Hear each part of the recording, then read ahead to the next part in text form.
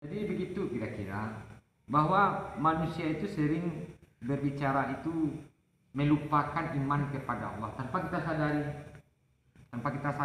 Contoh gini ya, kemarin misalnya kalau Ustadz Yusuf beriman kepada Allah itu apa artinya, coba?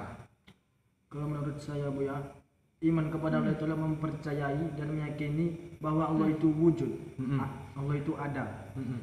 Kita sebagai manusia, Allah menciptakan manusia dengan bentuk yang sempurna, dengan bentuk yang sebaik-baiknya.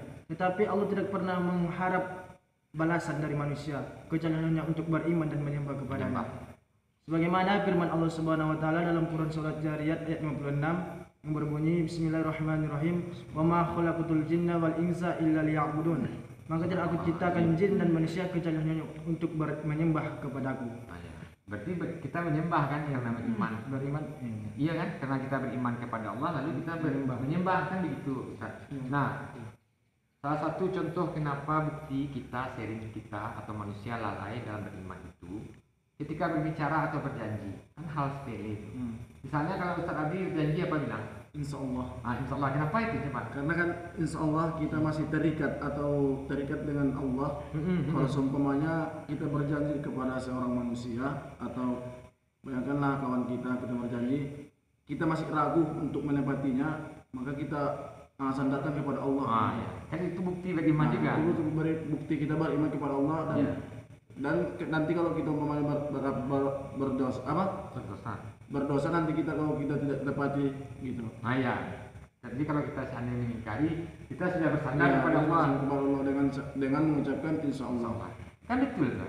Nah, jadi mulai sekarang kita latih diri kita kalau berjanji, ucapkanlah insya Allah karena itu bukti kita beriman. Lagi pula rupanya di surat Al-Kahfi ayat berapa itu ada bunyinya A'udzubillahi minasyaitonirrajim, bismillahirrahmanirrahim. Wala taqulanna li syai'in inni fa'ilun dzalika gadan illa ayyasha Allah. Tolong ambil Al-Quran sih. Ada ayatnya kalau tentang kita kenapa berjanji harus bersama. Memang ada di Al-Quran suruh diperintahkan itu.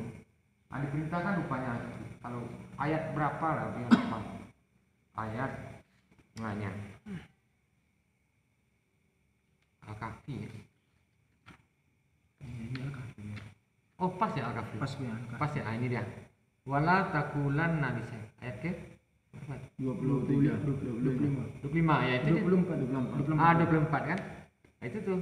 Jadi wala taqulanna li syai'in inni fa'ilun dzalika gadan illa ayyasha Allah. Jangan apabila kamu akan mengatakan sesuatu besok hari, jangan kamu mengatakan kalau tidak pakai itu. Ini sebab menunjuknya berarti intinya bukan seumpamanya kita apabila berjalan sama Buya. Besok akan ini Buya.